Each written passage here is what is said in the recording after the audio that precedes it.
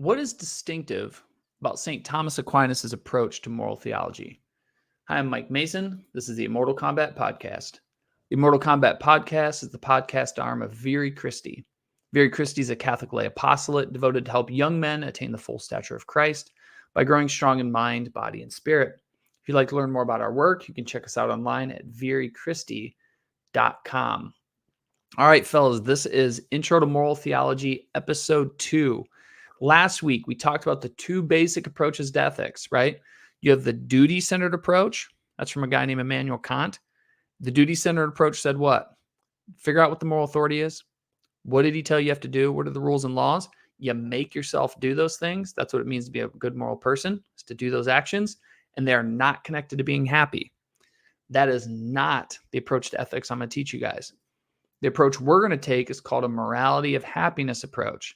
This is through St. Thomas Aquinas. And I'm going to argue for the Catholic position and Jesus and all those guys too. The morality of happiness approach is that there are authority figures. So we're not getting rid of God and pastors and government, stuff like that. So there are authority figures. There are rules. So if you guys are like, I'm going to get out of rules and stuff with, Mr. Mason's view on these things, that's not true.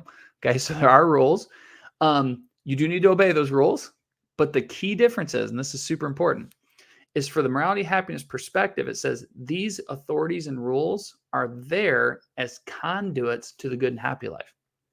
So that from a morality of happiness perspective, what's called virtue theory, being a morally good person is inherently connected to living a good and fulfilling, happy life. Okay?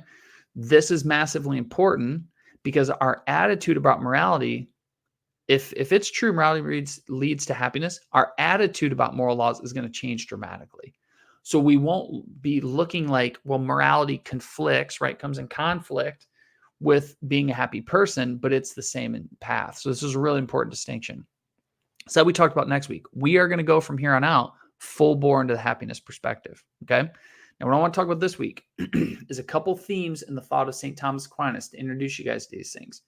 Once I introduce you to this stuff, we're going to unpack this over the next 6 months. So there's no need to master it today, but we got to start becoming familiar with some terms and some ideas. Okay. So we're just going to give you guys a brief flyover. Okay. When you study theology just means the study of God. So ology, study, theos, God. Okay. So theology is the study of God. When you study God, you can study what we believe about God. That's called dogmas, called dogmatic theology or dogmas. Dogmas are things like what is found in the Nicene Creed. So I believe in God, the Father Almighty, creator of heaven and earth, and Jesus Christ, his only begotten Son. Those are dogmas. Those are things you believe. Okay. Theology is also broken up into moral theology. Moral theology is what you do. Okay. So moral theology studies the practical implications of the dogmas of the faith. So I always tell my students, I go, listen, if Jesus Christ rose from the dead bodily, if that actually happened, does that have anything to do with your moral life? And every time every kid goes, has a lot to do with it. Well, that's the dogmatic and moral theology distinction, but also how they're connected. Okay.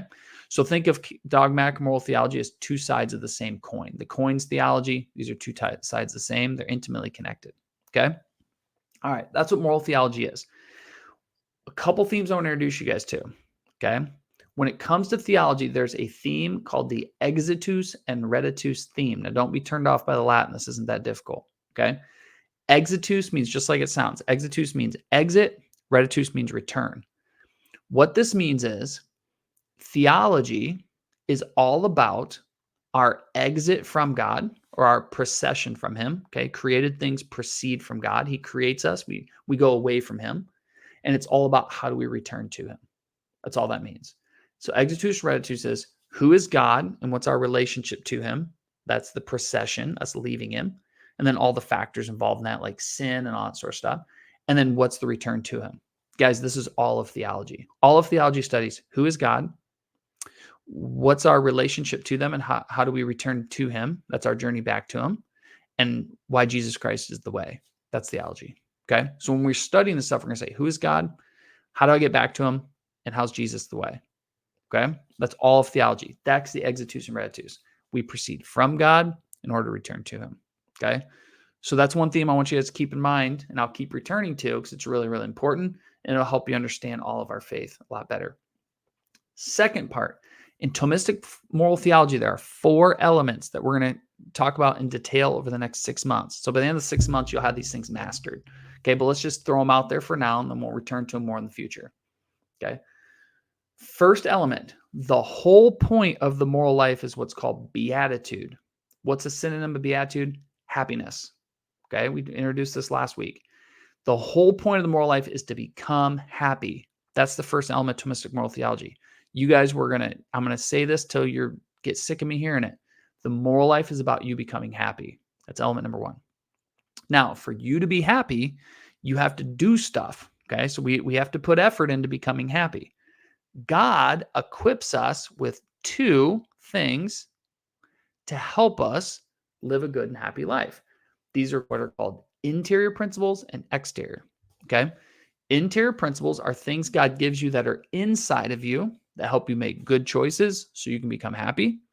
Exterior principles are things that come from outside of you to help you and equip you to make good choices so you can become happy. Okay. So first element, beatitude. Second element, interior principles. Third element, exterior principles. What are examples of interior things he helps you with? Well, these are virtues and gifts.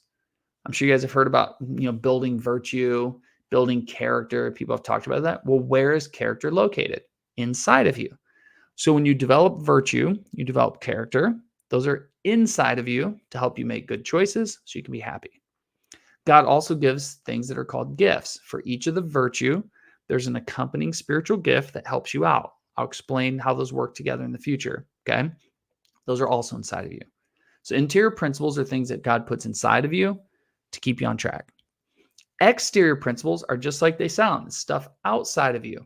These are things like the moral law. So if you guys are like, I don't know what to do to stay on the right track, God goes, 10 commandments, here you go.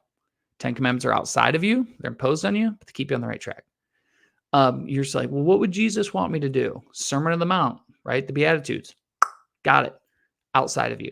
Okay. Grace. You guys are like, Lord, I'm having a hard time with this temptation. He pops in some grace to you. These are things God gives you from the outside that help you to live a good moral life. Make sense? So first element, God makes us to be happy. Second, he gives us things inside of us to help us live good moral lives. Third, he gives us things outside of us to help us. Now, once we have all these 3 pieces in place, what do we need to do next? We just got to make choices. That's the fourth element, is what's called prudential judgment. That means it's your ability or learning how to apply these moral rules and these moral laws to your situation. So think about cheating on a test. Okay. So let's say you guys are like, okay, thou shalt not steal. If I take my the answers from my buddy's math paper, that's an example of stealing. Therefore, I can't do it. That's prudential judgment. Think about when you guys are getting help with your math homework. Some help is not stealing, or we call it cheating. Some help is cheating. Well, how do you know which is which? That's prudential judgment. So once we know God made us to be happy, that's what the moral life's about. We know that God gives us virtues and gifts inside of us to help us live good and happy lives. When he gives us laws and precepts outside of us and grace to help us do it, we still have to apply them and make choices. That's number 4, prudential judgment. Okay, we are going to unpack this stuff in detail over the next 6 months. So if your head's spinning a little bit because we just covered a whole bunch of room in the last 9 minutes, go back and listen to it again. I keep these things short so they're easy to listen to. If not, do your best you can to get these in your head. We'll return to these themes in the future. We'll break them down and keep coming back to it. Okay. By the end of the 6 months, trust me, you guys are going to know some stuff. Okay. You have my word. But I think we're going to stop there because that was a good one for today. Think about these things, fellas. Meditate on the fact that you were created by God in order to return to him. Meditate on the fact that he made you to be happy. And as you meditate on these things, allow those things to help you, motivate you to live good life and make good choices. Okay. Guys, I hope you have a blessed week. I look forward to connecting with you guys again next week. God bless.